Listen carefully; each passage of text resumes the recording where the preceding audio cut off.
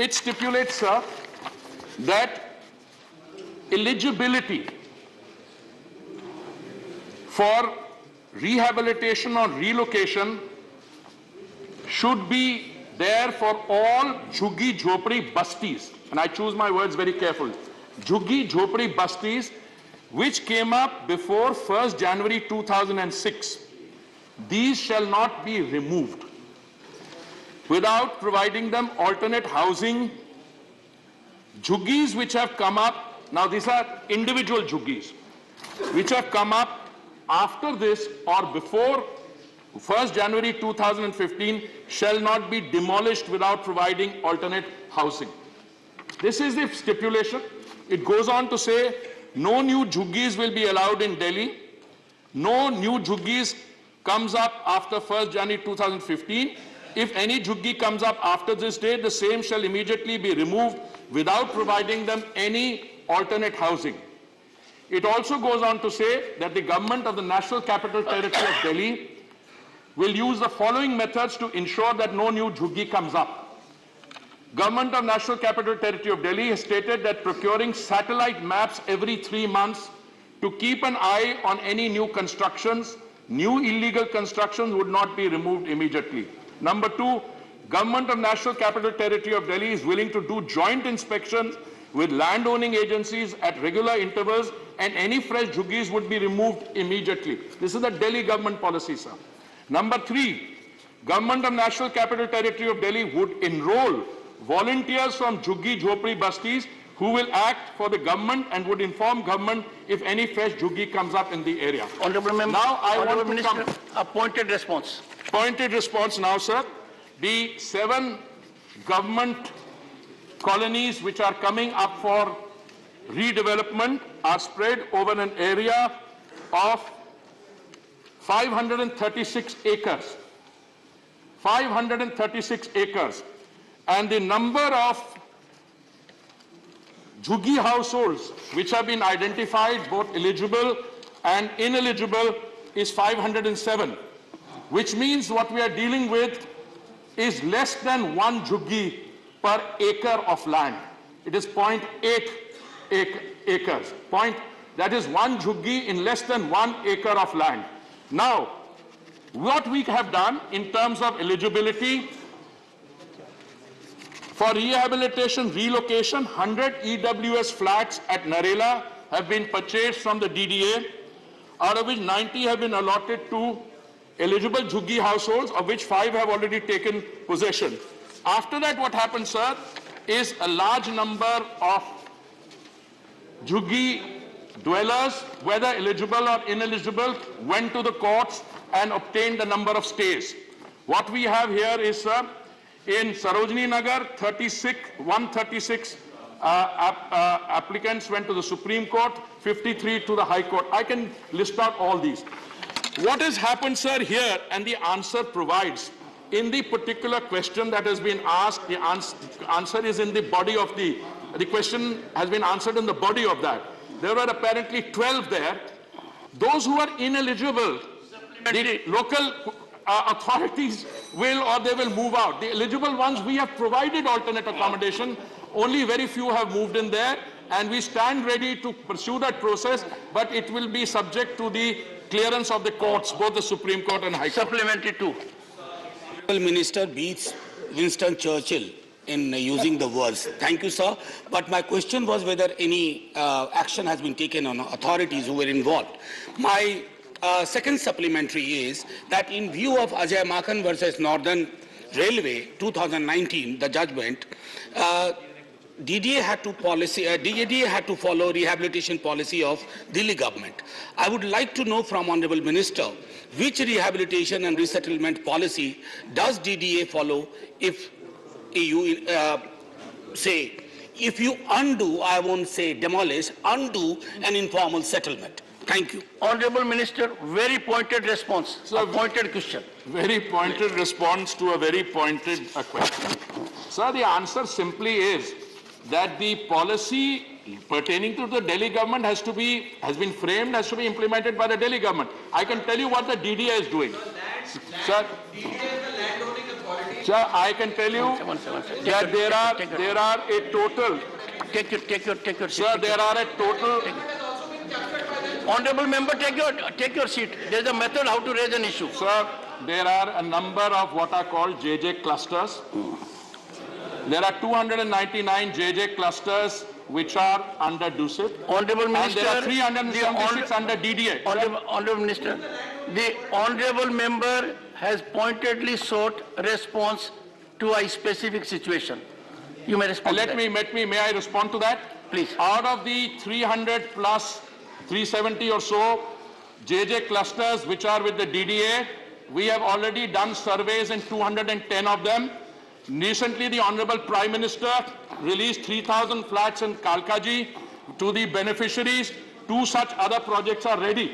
And we have under very advanced stage of processing the conversion of all the DDA clusters, JJ clusters under the DDA, which will be given modern flats, except, let me place on record, those clusters which are under DUSIP, I have said since the Delhi government has not moved on them, the central government will conduct a survey and get them built into modern flats, because the central government has not moved on that. Shri Vijay Sai Reddy.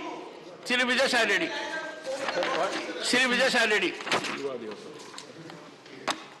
Sir, we have only 3.52 homes have been sanctioned in situation development, redevelopment, sir. That is redevelopment of slums for providing concrete homes to slum dwellers in the same place under Pradhan Mantri Awas Yojana. And why is this vertical the most underperforming among the all components of PMAY scheme? Honorable Minister. Sir, the Pradhan Mantri Awas Yojana is carried out under 4 verticals: affordable housing in partnership, beneficiary-led construction, CLSS, and in situ slum rehabilitation. Sir, all 4 verticals move on their own dynamic. The BLC vertical is if you own traditional family home, you will come to the government for a loan. The CLSS perhaps looks to be faster because it's a very simple. You locate a house which you want to buy or an apartment which you want to buy, typically a young couple which has got married and they need to raise a bank loan. They will go for a CLSS loan, they will get 3% upfront. In situ slum rehabilitation by its very definition requires the uprooting of people for some time. Let's say we have a policy now, jahan juggi wahi makan. That is, if you have an informal settlement in a place X, we will settle you there. But in the interim period, you'll have to move to another place till it is done. So I think there may be an explanation, but in situ slum rehabilitation, as I said, we have done surveys of 210 JJ clusters. We have already got 3 very good showcase pieces, which the Prime Minister released one, and all the others are going to come up, one in January and the other very soon. Shri Sushil Kumar Gupta. माननीय मंत्री जी, दिल्ली की सारी जमीन DDA के पास है। DDA Delhi में slum बनाती जा रही है। लैंड पूलिंग पॉलिसी में पिछले 20 साल से एक भी आपने प्रोजेक्ट पास नहीं किया। दिल्ली के किसान सप्लीमेंट्री ऑनरेबल मेंबर उसे सप्लीमेंट्री बात सर मैं सर अपनी बात पूरी कर दूं सर। मैं पूरी बात मैं अपना क्वेश्चन कर लूं sir. Come with your question. Delhi के अंदर हर चुनाव में भारत सरकार बड़े बड़े बोर्ड लगाती है, जहां झुग्गी वहां मकान। दिल्ली के अंदर रेलवे लाइन के किनारे सैकड़ों स्लम है। दिल्ली इंतजार कर रही है। मेरा क्वेश्चन वही है सर। सीधा क्वेश्चन पा रहा हूं सर। सीधा क्वेश्चन पा रहा हूं सर। आज तक केवल 2 प्रोजेक्ट पास हुए, कठपुतली कॉलोनी का और कालका का। वो आपकी सरकार आने से पहले। आप कौन से प्रोजेक्ट कब ला रहे हो और कब इन झुग्गी वालों को मकान दे रहे हो, सपने दिखाते रहो। Honorable Minister. I am very happy to hear from the honorable member who belongs to Delhi that he has just handed over all the clusters, 299 JJ clusters to the DDA, which are under DUSIP. Let me correct his understanding. Land is not owned all by the DDA.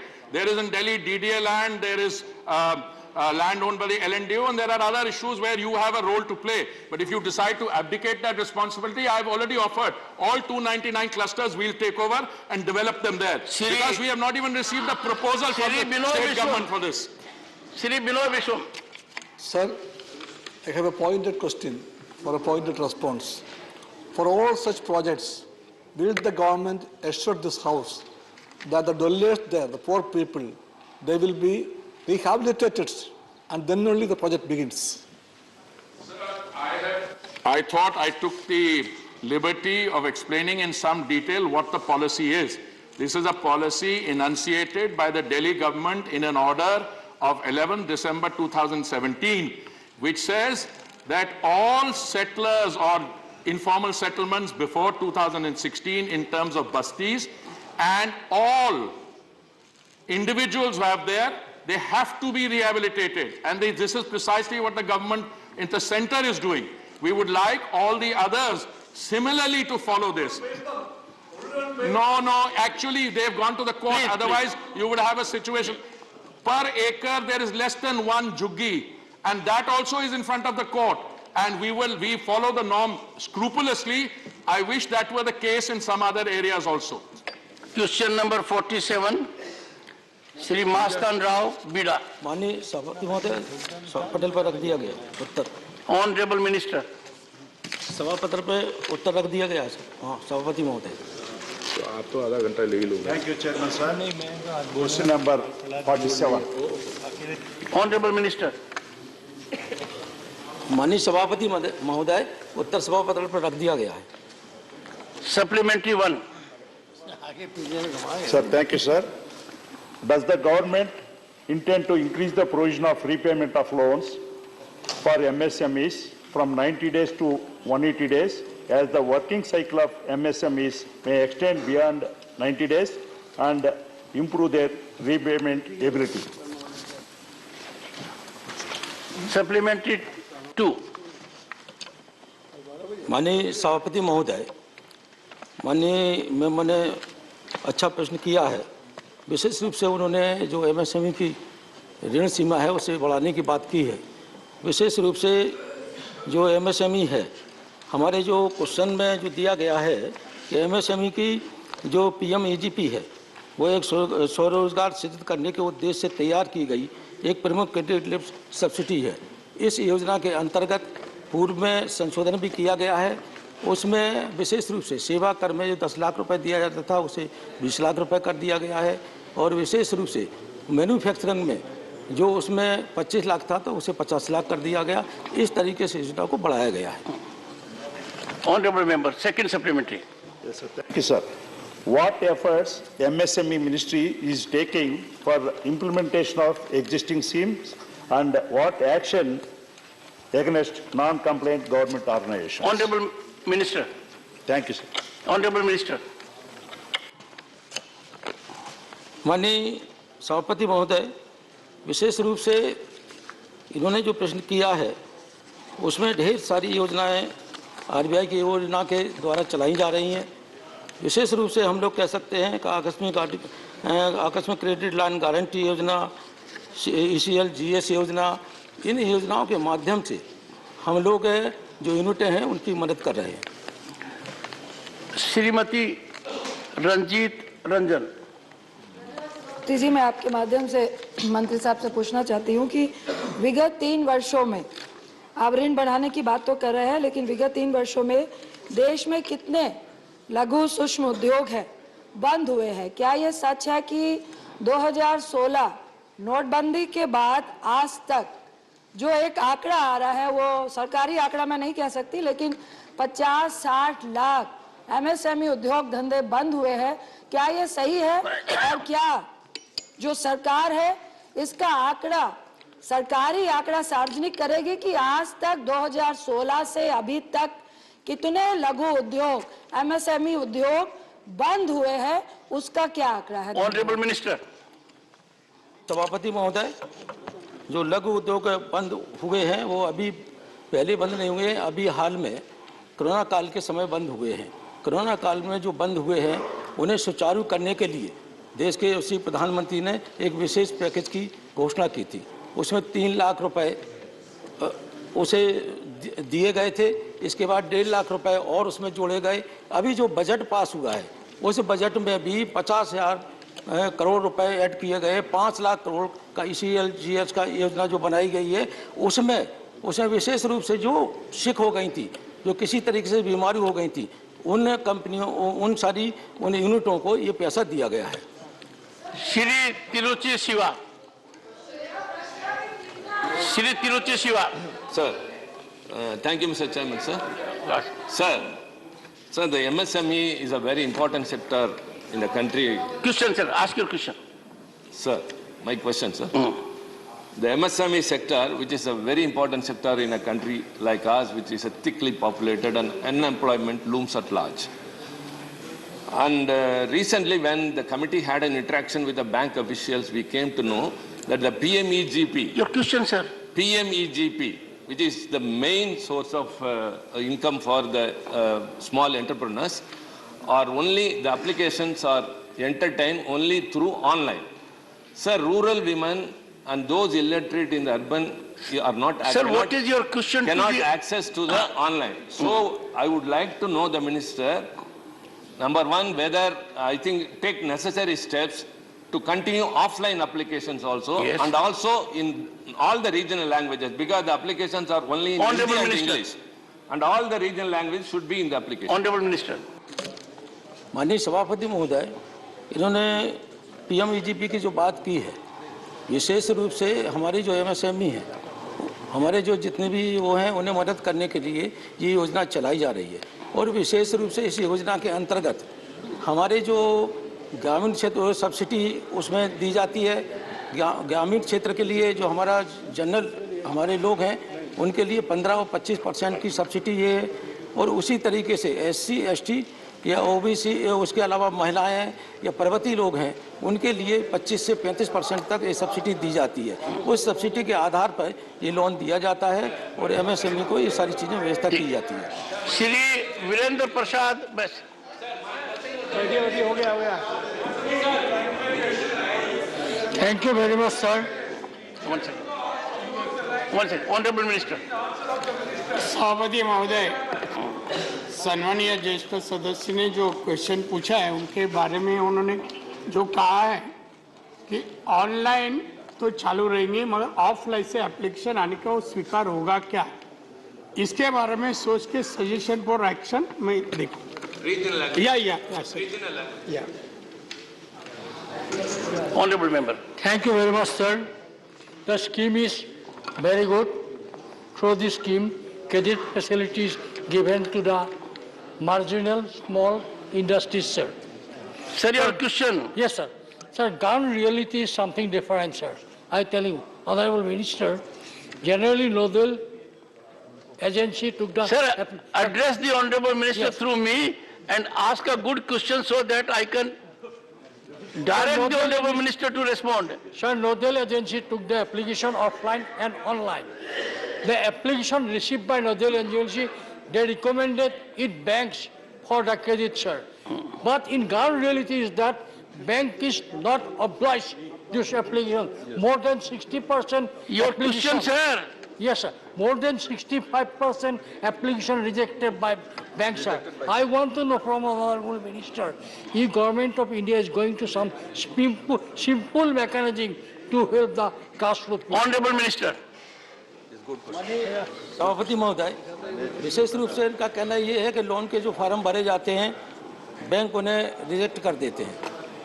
उनके bank विशेष रूप से loan का जो provision है देने का bank उन्हें वो प्रोविज़न अपनाता है और उसमें एक कैटेगरी दी जाती है, उसमें ट्रेनिंग की भी सारी चीज़ें, अगर कोई चीज़ नहीं आती है, अगर कोई समझ में भी आती है, कोई शिकायत भी हम लोग को प्राप्त होती है तो हम लोग सीधा ज़िले में एलडीएम से बात करते हैं। एलडीएमओ का अधिकारी होता है, नोडल अधिकारी होता है, उससे कहते हैं इस केस को देखिएगा कि किन कारणों से ये लोन नहीं होगा। वो लोन होता है, विशेष रूप से उसकी फुलफिल करने के बाद ये लोन गरीबों को दिया जाता है। Question number 48, Shri Abdul Wahab. Question number 48.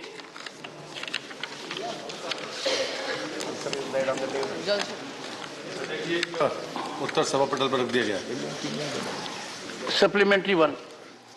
Once Gandhiji told in India, water, water everywhere, not a single drop to drink. This is even don't interfere, Mr. This one. When I am talking, everybody's interfering. Avail the opportunity to ask a question. Yeah, firstly asking. This Jal Jeevan Mission, it is a wonderful project. Even though it is a state subject, the central government came with Jal Jeevan Mission, we all welcomed and appreciated. Yes, Kerala is full of water, but we are going to get tap water, potable water. But what measure they have taken by the government to ensure clean water in every household as per declared 2024? Honorable Minister. Hargar Jal. Honorable Minister. माननीय सभापति महोदय, मैं माननीय सदस्य के हृदय से धन्यवाद करता हूं कि उन्होंने एक अच्छी बल्कि तथ्यात्मक बात कही है। 15 अगस्त 2019 को आदरणीय प्रधानमंत्री ने जो एक महत्वाकांक्षी संकल्प लिया था, मैं योजना नहीं कहूँगा, संकल्प कहूँगा, क्योंकि उन्होंने गांधी जी से अपनी बात शुरू की है। उस संकल्प के पूर्ति के और परिणाम, सकारात्मक परिणाम दिखने लगे हैं।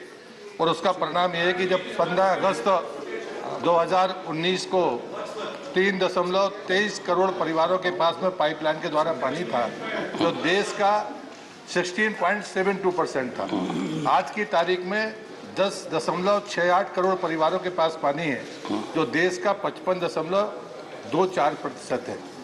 लेकिन एक बात मैं जरूर कहूंगा, जो बात माननीय सदस्य ने कही है, केरल ऐसा राज्य है जिसके पास में 15 अगस्त 2019 को 23.55 ग्रामीण परिवारों में नल से पानी था।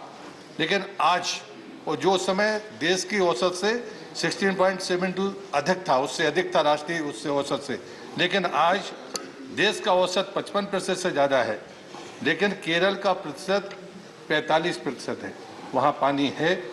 और इसलिए मुझे लगता है कि जो बात माननीय सदस्य कह रहे हैं, भारत सरकार पैसा दे रही है, करना राज्य सरकार को है, उनको योजना उनको Honorable Member, second supplementary. This is an authenticated report, not just I am telling. According to me, reply received from Rajya Sabha, 5 lakhs of schools are not having tap water. Can you, when in the 2024, you can do this one or not? Honorable Minister. माननीय सभापति महोदय, माननीय सदस्य ने भी कहा है, सदन भी जानता है कि पानी देने का काम राज्य सरकार का है, लेकिन सुविधाएं और पैसा प्रदान करने का काम भारत सरकार कर रही है। देश का जो औसत है स्कूलों का वो 85% है, जिसमें झारखंड जैसे राज्य हैं जो बहुत पीछे है, उसके कारण शायद राष्ट्रीय औसत घटा है। अन्यथा बहुत सारे ऐसे राज्य हैं जहां पर 99% भी स्कूलों में पानी पहुंचा है। केरल के बारे में मैं फिर वही कहूंगा कि केरल सरकार अपनी कार्यप्रणाली में तेजी लाए, श्री ब्रजलाल लक्ष्य प्राप्त कर सकते हैं। श्री ब्रजलाल।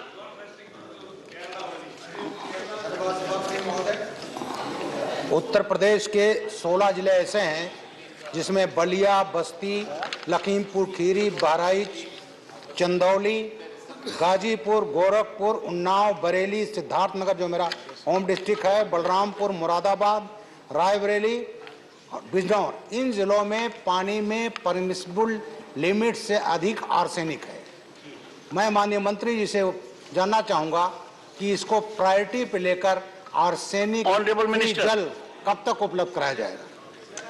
माननीय सभापति जी महोदय, मैं बड़े गर्व के साथ कहता हूं कि 2016 में चाहे फ्लोराइड से प्रभावित जितनी भी हमारी बसाहट थी वो लगभग 14,000 थी। आज 662 बसाहटें शेष है, इसमें 433 में CWP के तहत उनका उपचार किया गया है। आर्सेनिक की स्थिति भी यही थी कि 2016 में 14,143 हमारी बसाहटें थी, लेकिन आज की तारीख में 761 बसाहटों में से 559 में ये प्रयोग कर दिया गया है। माननीय सदस्य से को मैं आश्वस्त करना चाहूंगा कि ये लगातार प्रक्रिया जारी है और इस आंकड़े से हम समय पे पूरा करेंगे। Har Ghar Jal is a good initiative, sir, which got inspired from Mission Bhagirath from Telangana. The Honorable Minister in his reply said it is a state subject. Government of India only supplements with technical and financial assistance. Will the Honorable Minister kindly enlighten me of the proposal sent by Niti Aayog recommending 19,000 crores to Telangana state, which had initiated this Har Ghar Jal under the Mission Bhagirath Honorable program. Minister. So I would like to know, would the Honorable would Minister they release the funds? माननीय सभापति महोदय, जब ये mission start हुआ था तो राज्यों ने अपना लक्ष्य तय किया था। राज्य के लिए पैसा देने की बात है तो ये ग्रांट नहीं थी बल्कि ड्रा करने का सिस्टम माननीय प्रधानमंत्री जी के नेतृत्व ने सरकार ने तय किया। पिछले वर्ष का उदाहरण मैं कहूंगा कि 60,000 करोड़ का लक्ष्य था और अभी तक राज्य कुल 22,774 करोड़ ही ड्रा Shri Sasmit Patra. Question to the Honorable Minister is, considering that there has been issues of contamination, as a previous member has already mentioned, are there some specific cases of contamination that has been found in the state of Odisha per se? And what are the steps that the ministry has taken in order to... Honorable Minister. मैं धन्यवाद दूंगा माननीय सदस्य को और विद्वान सदस्य मगर मैं उनकी जानकारी के लिए कि 2073 प्रयोगशालाएं देश में हैं जिसमें 966 NABL है। एक पैरामीटर ये है कि हमारी लैब्स उसको टेस्ट करती हैं और दूसरा है कि हर पंचायत में 5 महिलाओं को ट्रेनिंग दी गई है और वो संख्या भी थोड़ी नहीं है, वो 15,40,000 महिलाओं को ट्रेनिंग दी गई है जो अपने किट के माध्यम से अपना खुद के घर का पानी या गांव का पानी टेस्ट कर सकती है और ये लगातार संख्या में इजाफा हो रहा है और मैं मानता हूं कि गुणवत्ता के लिए हम अपना पानी खुद टेस्ट करें कि वो पीने लायक है या नहीं, ये रास्ता भारत सरकार ने तय किया। Honorable Minister was the youngest member of the 9th Lok Sabha when I was also a member of Parliament and a minister. Question number 49, Shri S. Niranjan Reddy. With your permission, I ask question 49. Honorable Minister. Laid on the table of the House. Supplementary one. Sir, while the answer correctly notes that urban transport is a part of urban planning, which is a state subject, I would wish to ask the Honorable Minister that the central policy of 2014, after noting this particular point, specifically stated that the central government will contribute its might by providing for a special law separate from Motor Vehicles Act. It would provide for an institutional framework and encourage states to have separate institutional framework, and it will carry out pilot studies in select cities in state governments. Sir, may I ask the Honorable Minister that since 2014, the answer seems to denote that none of this, especially with regard to pilot studies, have been carried out. Does the government intend to do it because they have no policy of bringing a Honorable Minister, it's a pointed question. Pointed question which merits a pointed reply. There is no policy of 2014. This is a state subject. There is a policy of 2006. Supplementary to Honorable Member. May I be permitted to enlighten the Honorable Member? The issue is in 2006. Honorable Minister, but the I have one assumption that senior advocates are normally enlightened. Honorable Member is one. Supplementary two. Sir, the 2006 policy with the revised statement of 2014 suggests a look-forward policy for considering urban transport planning rather than look backwards, where they provide solutions retrospectively. With the Chairman's permission, may I ask the Honorable Minister that since pilot studies were contemplated to be undertaken for doing this, have such pilot studies, since the answer seems to suggest that they have not been done, would they intend to do so now? Honorable Minister. The 2006 policy, which remains in force, envisages a broad policy framework for management, implementation of sustainable urban transport system in cities. Since the 2006 policy, the central government has introduced the Metro Rail Policy of 2017, Transit-Oriented Development Policy of 2017, and the Value Capture Finance Policy of 2017. Sir, the central government has made an offer that any state government, since this is a state subject, any state government, any government of any union territory wishes to have a study, a feasibility study financed by the central government, we stand ready to do it. Now the urban transport, which is also, let's say, metro, it has come up now from 2002, where it was 0 to 824 kilometers, which is operational, another 1,039 kilometers, which is in work. So it's rapidly expanding. All other statistics I can give. If the specific question is, has any study been funded, we must receive a demand for a study and we are ready to fund it. Shrimati Fozia Khan. Sabhapati Mahoday. On December 8 this year, the World Bank launched a toolkit on enabling gender-responsive urban mobility and public spaces in India, sir, with the aim of suggesting ways to make public transport in Indian cities more inclusive for women traveling requirements. Honorable Minister. Sir, 1 minute, sir. You asked, ma'am, you very pointedly you asked the question. Yeah, Let the Honorable Minister but, respond. about this toolkit, I want to know what measures is the government taking to make sure that travel for women becomes more accessible and safe?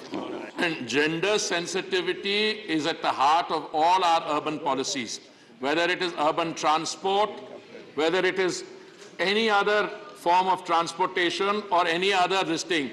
The cart of gender sensitivity lies in the fact that the urban Pradhan Mantri Awas Yojana envisages that the title of the home has to be in the name of the lady of the house or co-jointly. So equally in all other areas we have gender sensitivity. But when the word toolkit is used, she said whether the World Bank toolkit, I get a little worried about the toolkit. World Bank is an international organization. They can prescribe. We have very good thing. So any specifics on what they want on gender sensitivity, I suspect our own plans in our urban transport are way ahead of anything that the World Bank may be recommending. Shrimati Yami Yagnik, I find more advocates are asking questions to the former diplomat Yami Yagnik. Thank you, sir. Sir, I would like to ask the Honorable Minister, what steps is the government going to take to incentivize state and local governments to electrify urban transport, especially buses and point-to-point modes of urban transport, and encourage people to use public transport system when the public transport share is going down and is going to be 50% till 2030, and private use of private transport is going up. Happy that these questions are asked. Insofar as I'm concerned, I wear another hat, or I should say a turban, which deals with petroleum and natural gas. We are constantly on the lookout for moving from the use of petrol and diesel to electric vehicles, to moving towards green hydrogen, etc. There's a large number of steps we've taken. For instance, I can tell you on biofuels, we have gone from 1.4% of biofuel mixing in 2014 to 10%, which we did 5 months earlier. We had a target of 30%, 20% biofuel mixing. For 2030, we have brought it forward to 24, 25. My oil companies, the OMCs, have set up 22,000 electric vehicle charging stations. And I would like to assure the honourable member, my heart is exactly in the area she has pointed out. All the new rollout of vehicles which are coming in the next year, many of them, most of them will be electric vehicles. Now what I am doing is only a part of what is being done by the Government of India. My colleagues who deals with the Ministry of NHAI and heavy industries, they are all dealing with this. So there's a plethora, there's a large bouquet of incentives which are there for electric vehicles. I'd be very happy to sit down with the honourable member to share those. And keep in mind, the Honorable Minister has physical hat and figurative hats. Sir, my question is straight away pointed. Sir, in all cities, the urban transport has become very congestive. In almost all the cities, there is no broader roads because the cities are built long ago. So now the question is, you have started metro rail in some of the cities, which is not affordable to the poor people. That is the main concern. So can you make the metro transport affordable to the poor people of all the cities across the country? The member has made a comment and then asked a question. He's entitled Whether to cities are congested or there's been autonomous urbanization which has taken place from rural areas to urban areas is a fact. But it's a state subject, sir. And states will have to devise their own policies. What can we do from the center? As I mentioned, we encourage public transport, urban transport under different schemes. We encourage the purchase of buses. We encourage the metro system. Metro system, by definition, is a capital-intensive system. Now, the affordability, I agree, There has to be, because metro systems have to be self-sustaining. There are some state governments which would want to make metro system free, which means the metro will become like their state transport undertaking buses, in other words, collapse. So a judicious balance has to be found, but we are in the part of those who are advocating bringing in more public transport, and that's why we have gone from 0 to 824 kilometers, another 1,039 coming. That in of itself is a testimony to the fact that public transport is being encouraged. We are already, sir, one of the largest metro operators. Very soon we will overtake South Korea, then we'll overtake Japan to become the third largest, and I'm sure by the time comes, we will be the second largest metro operator in the world. Question number 50, Shri Anil Prasad Hegde. States will make it free. States can make it free, like Delhi. Sabapati Mahoday, this is my first star question in this house, sir. First of all,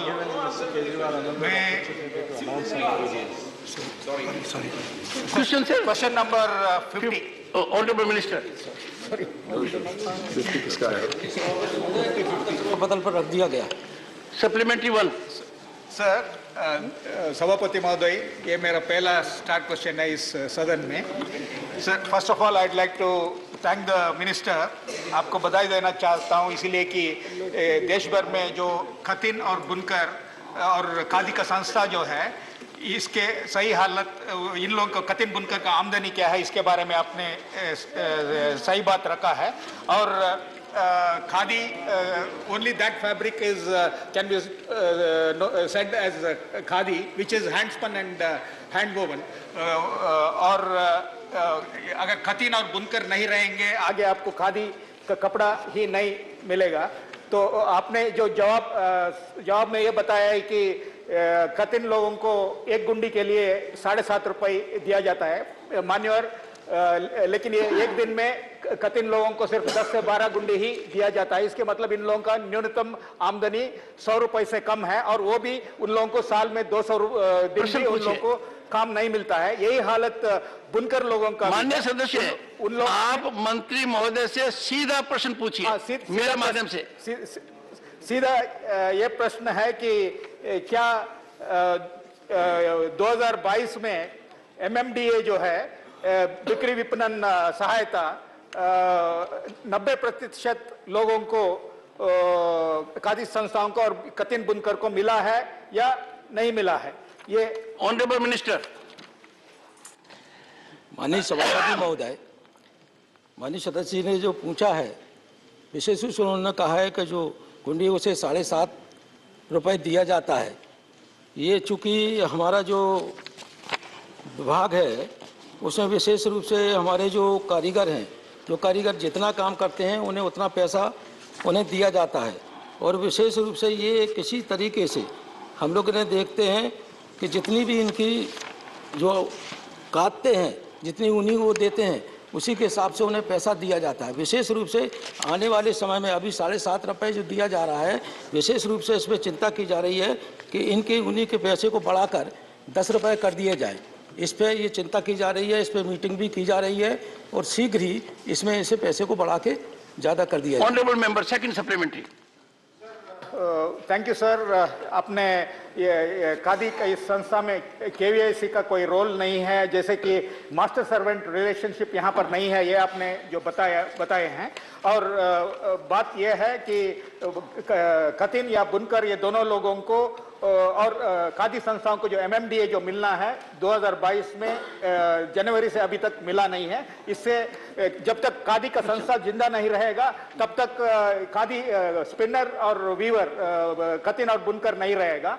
तो क्या सरकार खतिन लोगों को, बुनकर लोगों को और खादी संस्थाओं को जिंदा रखने के लिए कोई योजना? Honourable minister. माननीय सभापति महोदय, इन्होंने MMDA की बात की है. विशेष रूप से मैं कह सकता हूं कि MMDA में हमारे जो बुनकर भाई हैं, उन्हें अभी तक उन्हें 30% का MMDA दिया जाता था, अब उसे बढ़ा के 35% कर दिया गया है. और विशेष रूप से उनकी आमदनी ज़्यादा से ज़्यादा हो उनके लिए और योजनाओं पे चिंता की जा रही है।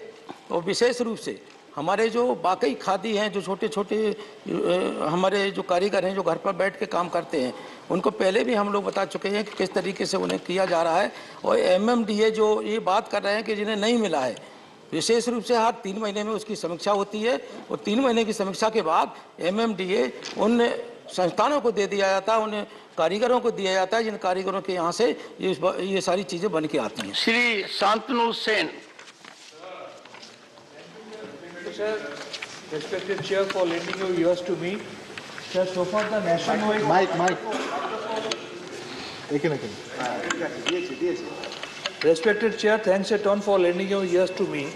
So far the nationwide performance of MSME is concerned, our state of West Bengal stands second, sir.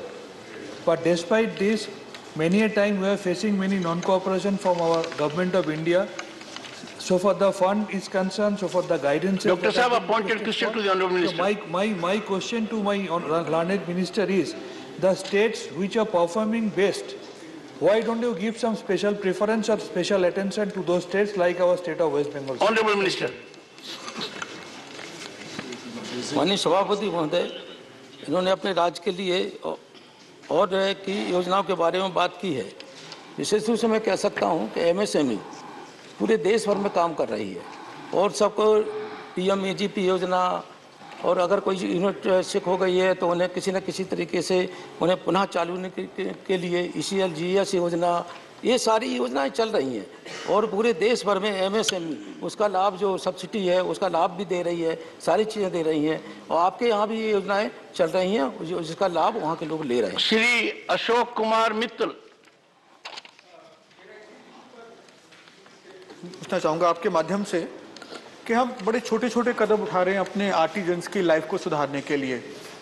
200 रुपया पर डे की हम बात करते हैं ज़्यादा से ज़्यादा, या छोटे छोटे 30 से 35% इंक्रीमेंट की बात कर रहे हैं।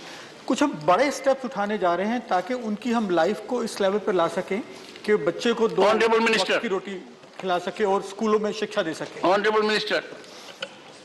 माननीय सभापति महोदय, इन्होंने MSME में जो हम योजनाएं चल रही हैं उन्हें, चूँकि ये उन गरीबों के लिए हैं जिन्हें समय से उन्हें पैसा मिल जाए, उन्हें हमारे लोन भी उन्हें प्राप्त हो जाएं, सारी चीज़ें हो जाएं, और फिर जो कपड़ा काट के वो देते हैं संस्थानों को हम लोग भी MMDA देते हैं। जितना वो काम करते हैं उसमें अभी हम लोगों ने बताया है कि 30% से बढ़ाकर 35% कर दिया गया है और 35% में संस्थाओं को भी पैसा देते हैं और जो गरीब आदमी हैं उन्हें भी हम लोग पैसा देते हैं जिससे उनकी आय बढ़ सके। Shri A.A. Rahim. Sir, Khadi is a symbol of our glorious freedom struggle. So no doubt it is an industry which needs to be protected and nurtured, and only then the welfare of the Khadi weavers and spinners can be ensured. My point is that the imposition of 5% of GST on Khadi clothes and 12% on ready-made Khadi products priced over 1,000 rupees is negatively, badly affecting the Khadi industry. Sir, will the government consider making Khadi clothes and ready-made Khadi products exempt from GST? Honorable Minister. माननीय सभापति महोदय, इन्होंने खादी पर GST की बात की है। विशेष रूप से मैं कह सकता हूं कि खादी पे जो हमारे जो वस्त्र बनते हैं, जो हाथ से बुने जाते हैं, सारी चीज़ें बुनी जाती हैं, उन पर जो GST लगाई जाती है वो एक प्रावधान के अनुसार उसमें लगाई गई है। विशेष रूप से मैं कह सकता हूं कि खादी जो हमारे गरीब लोग बनाते हैं, सारी चीज़ें करते हैं, उन्हें ज़्यादा से ज़्यादा लाभ देने के लिए सरकार काम कर रही है। श्री दिग्विजय सिंह।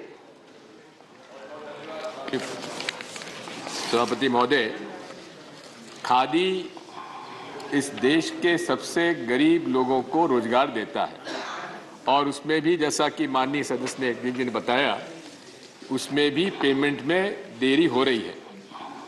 मेरे पास ये शिकायत है माननीय सभापति महोदय कि सब खादी की जो परिभाषा है वो साफ है कि उसमें किसी मशीन का उपयोग नहीं होना चाहिए।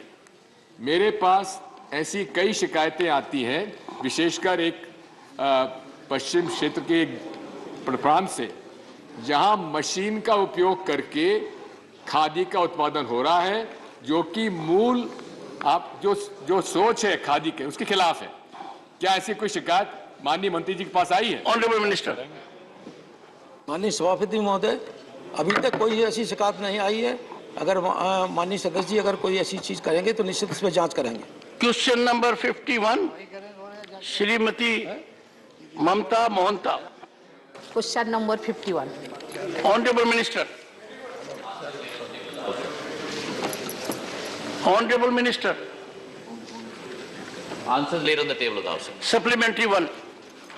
धन्यवाद sir.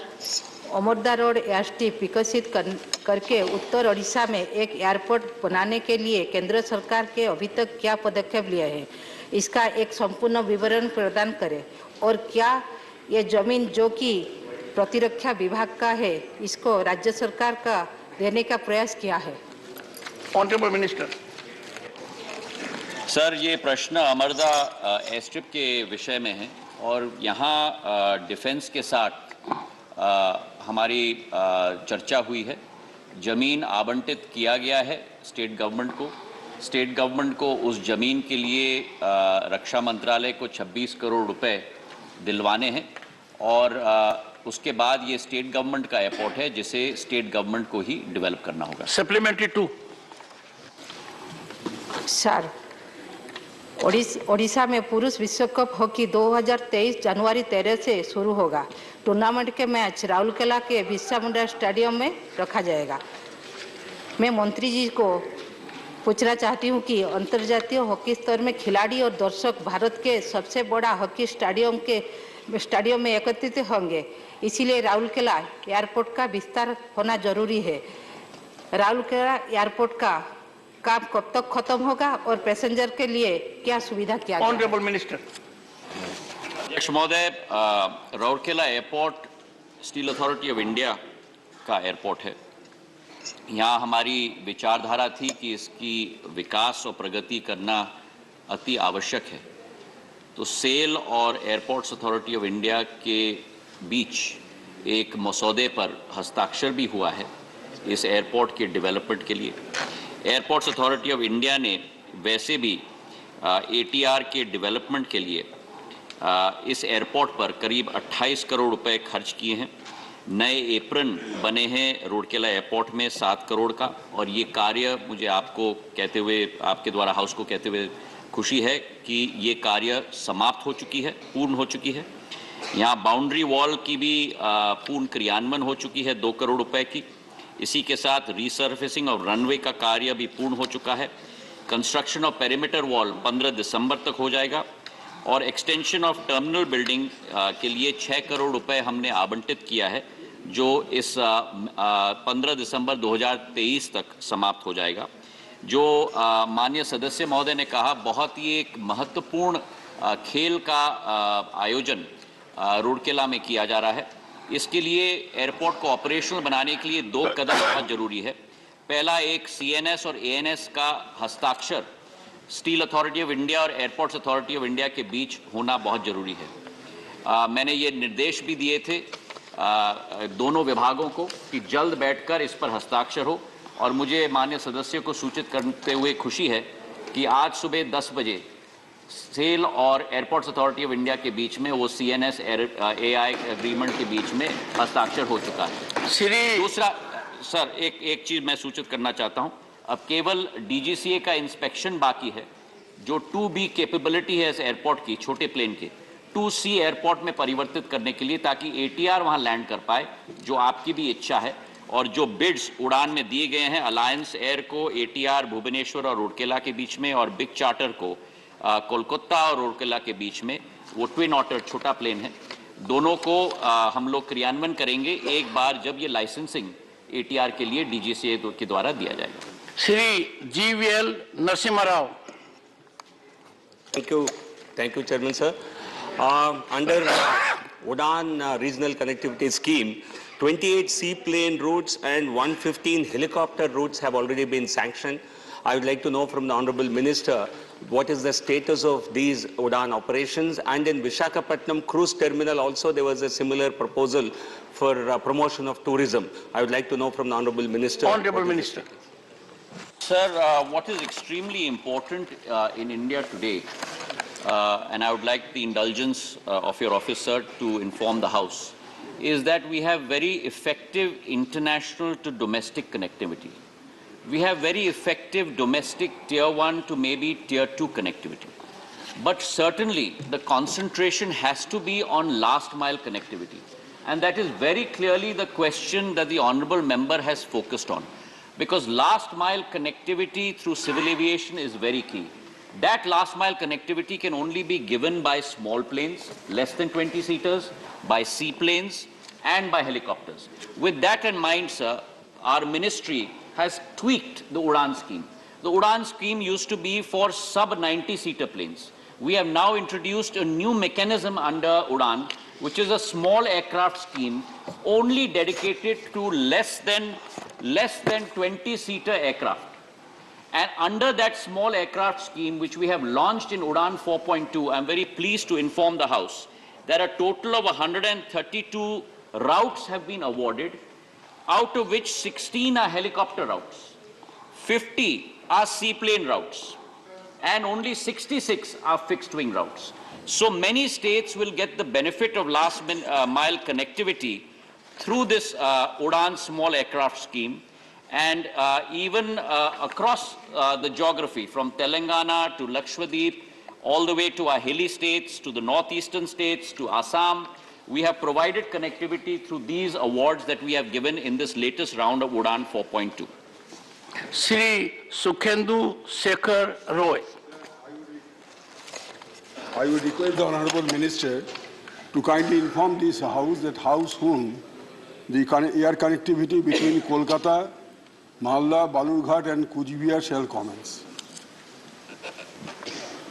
Sir, as I have mentioned before, that the civil aviation sector is a deregulated sector. It is completely incumbent and upon the airlines to choose their route. Certainly through UDAN, we do offer airports that are Alpasevit or Asevit, either underserved or not served airports.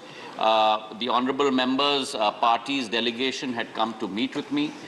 We have also informed the honorable member's party about certain requirements of land in West Bengal. We have also requested if they can lower their ATF on VAT, which 16 states across the country have already lowered, in addition to the 12 states that only had charged between 1 to 4%. So 28 states today charge VAT on ATF of only 1 to 4%, and there are only 8 states left in the country that charge exorbitant VAT on ATF between 20 to 30%. I would urge the member to request his government in West Bengal to lower that rate. If he does, it will certainly lead to a new impulse for greater connectivity into West Bengal and even greater refueling in West Bengal, and greater revenue. Shri Vaiko. Honorable Minister has given a vivid description about the steps being taken for Odisha. I would like to know from the Honorable Minister whether the same yardstick will be applied to my state, Tamil Nadu. Honorable Minister. Of course, sir, without doubt. It is our job, our responsibility to make sure that every state across the length and breadth of India emerges in the area of civil aviation. And I would like to inform the member that in the last 8 years, under the leadership of Prime Minister Narendra Modi, where we had only 74 airports until 2013-14 in our country, we have added 71 airports, waterdromes and heliports, increasing it to 145, and I commit to the honourable member also that this number will surpass 200 in the next 5 years, increasing air connectivity in our country. And also his airport in Chennai, which is very much a concern for our people in our citizens in Tamil Nadu. That airport in Parandar also we are looking at very aggressively so that we can provide a new greenfield terminal in Chennai as well. And the commitment is through the chair, Shri Biplab Dev. Honourable chairman sir, मैं आपके माध्यम से मंत्री जी को याद कराना चाहता हूं जो त्रिपुरा में कैलाश शहर में एक नया एयरपोर्ट के बारे में त्रिपुरा सरकार ने जमीन देने की व्यवस्था की है और आपके दफ्तर से त्रिपुरा सरकार को कम्युनिकेट किया गया है 6 मंथ लगेगी इस जमीन को देखभाल करने के लिए। तो मेरा ही कहना है जो आपके दफ्तर के माध्यम से कब तक कैलाश शहर की एयरपोर्ट की अनुशंसा की जाएगी और कब तक हो सकती है? धन्यवाद सर। ये प्रश्न उल्टा पे था, मैं निवेदन करूंगा विप्लव देव जी को, क्योंकि वे बेहद उत्सुक थे पूर्व में भी कि इस एयरपोर्ट का विकास हो। जरूर हम लोग इस क्वेश्चन आवर के बाद मिलें और इस पर विश्लेषण करके हम आगे का रास्ता तय करेंगे। Question number 52, Shri Digvijay Singh. Thank you, sir. Question number 52, sir. Honorable Minister. Sir, a statement is laid on the table of the House. Honorable Member, supplementary one. Sir, my question is very simple. Whether any such complaint has been received by the Karnataka State Grievance Redress and Monitoring System or by the Centralized Public Grievance Redress and Monitoring System? Honorable Minister. The issue of somebody, whether in the state of Karnataka or anywhere else, who's ineligible, being given a house to which he or she does not conform to the criteria, does not arise. We had some case. Let me provide the simple, there is the facts are given. Sir, this is a reference to a CAG report which dealt with the allotments in the period between 2015 and 21. The CAG report dealt with Honorable Member wants a pointed response. Sir, sometimes you can't ask a question which such as, have you stopped doing so-and-so? Yes and no, both. It has to be an explanation. And if you indulge me for 1 minute, I will explain that to you. A total of 7 lakh homes have been sanctioned in Karnataka, out of which 2,97,000 have been already provided to people. This CAG report deals with a sample size of 16,000. 33 cases were found of duplicity. This is because the duplicity issue came in because the sanctioning authority in Karnataka, which is the Rajiv Gandhi Housing Corporation Limited, said that they did not have. State is informed that the cases referred to in the audit report belongs to initial phase of the mission where feature of duplicity check was not in place in the MIS system. So it is now, when they were discovered, the 33 cases, they were completely removed. Now, we do not do we only receive from the state government and we vet them. There is not a single case where anybody can get an eligibility. We have also tied it to 2018 to adjourned till 2 p.m.